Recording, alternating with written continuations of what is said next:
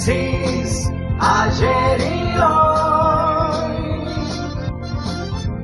aprendiendo del pasado. Génesis, ayer y hoy. Hola, buen día. Cuando estudian la historia argentina van a encontrar siempre que los presidentes de la nación y los vicepresidentes, o la presidenta, para el caso, la persona que ocupó el principal lugar, y el segundo, siempre tuvieron cortocircuitos.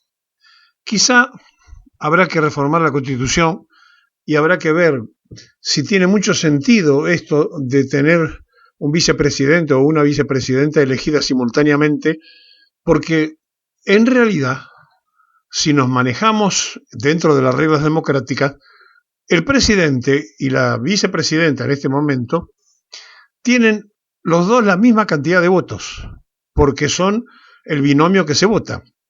Alberto Fernández y Cristina Fernández tenían la misma cantidad de votos. Y así sucesivamente para atrás y para adelante, los que integran la fórmula no dividen, sino que tienen exactamente la misma cantidad de ciudadanos sufragando por uno y por otro. Esto significa que tienen la misma validez constitucional histórica, aunque no la tengan políticamente.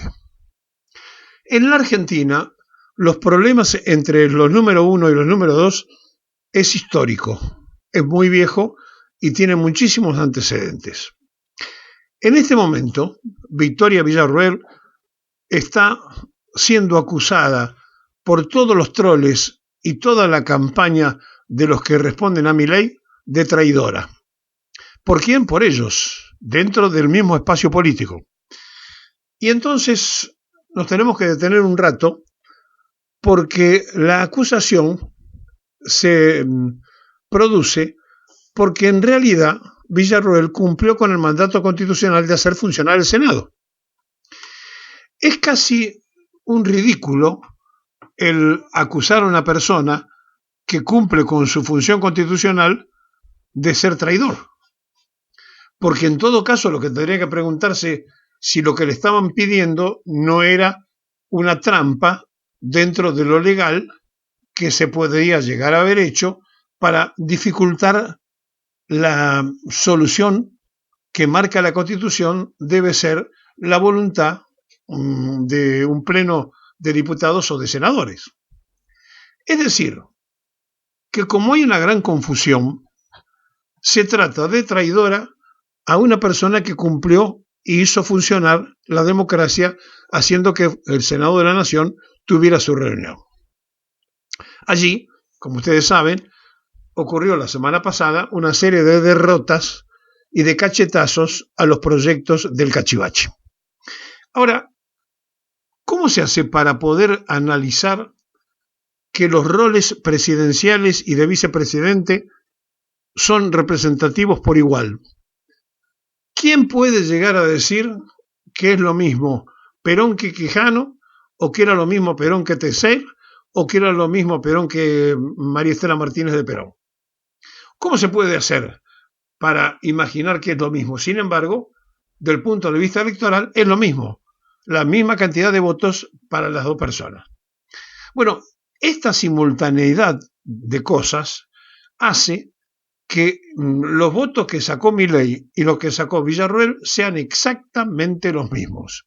Por lo tanto, no representa Milei más que Villarruel. En todo caso, representan lo mismo. Sí tiene más poder, porque la Constitución Nacional así lo manda.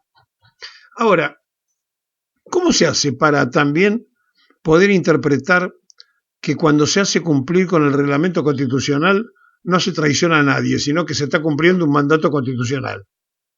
Bueno, si esto no se entiende, entonces estamos en un problema muy serio.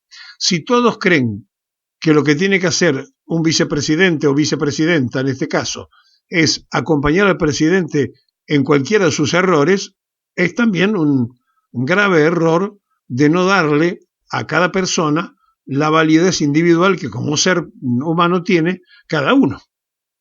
Sea como fuere, hay una crisis muy profunda no de ahora, sino ya de hace rato, que trataron de disimular la última vez que hubo un desfile militar donde subieron al tanque y los dos, presidente y vicepresidenta, parecían estar formalmente, de un presidente que no la saluda a la vicepresidenta públicamente, que le niega dar la mano, una cosa extrañísima y de mala educación por parte de Milei, más allá de cualquier discusión que pudiera tener, y que se considera traicionado. Y en todo caso, podríamos investigar en la fórmula esa quién aportó más. Porque si Milei era el outsider, el candidato, ella logró el apoyo económico imprescindible y necesario para sostener. Y el compromiso de Milei era revisar a los detenidos militares para darle prisión domiciliaria, cosa que no cumplió y cosa que la puso a ella de muy mal humor y en mala situación con quienes habían ayudado a financiar. Léase, para que no haya duda, que Astiz era uno de los aportantes a la campaña del Cachivache. Cuando esto pasa en la Argentina, cuando este tipo de situaciones se viven a pleno y constantemente entre el presidente y el vicepresidente, o el presidente y la vicepresidenta en este caso, o quien fuere, el primero y el segundo, nos da la sensación de aquella cosa de la omnipotencia que se cree tener cada uno de los que ejerce la principal o el principal cargo público, el principal empleo público sobre el resto. Y en definitiva, repito esto para tenerlo siempre muy en claro, presidente y vicepresidente siempre tienen la misma cantidad de votos. Por lo tanto, la representatividad es exactamente la misma. Aunque el vicepresidente o vicepresidenta se encargue después de tocar la campanita en el Senado y quede relegado su papel, la Constitución indica que ambos han sido votados por la misma cantidad de votos.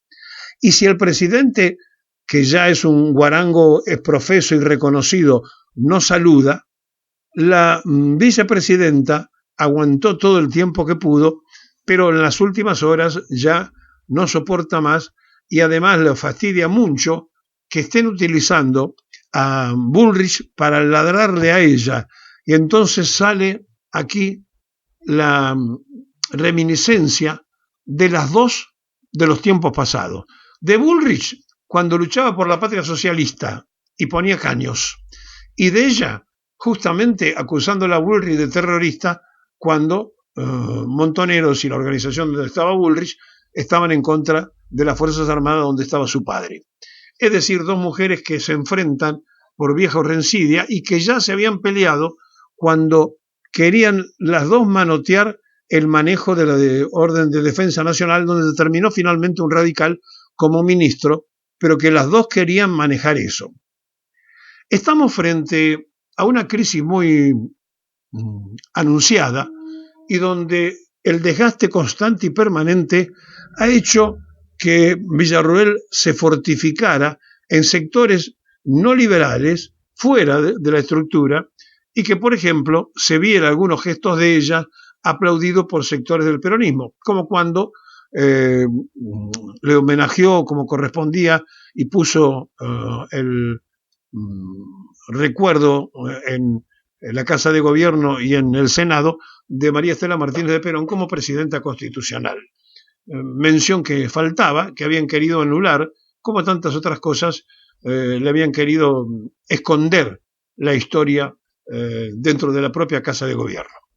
Cuando tomó estas decisiones, no era para quedar bien con el peronismo, sino para quedar bien con ella misma, para sentirse bien con ella misma, porque en definitiva ella sabía que venía de integrar un sector de miembros vinculantes, su abuelo era de la Marina, su padre del Ejército, de la familia militar, donde justos y pecadores fueron todos a parar al mismo lugar.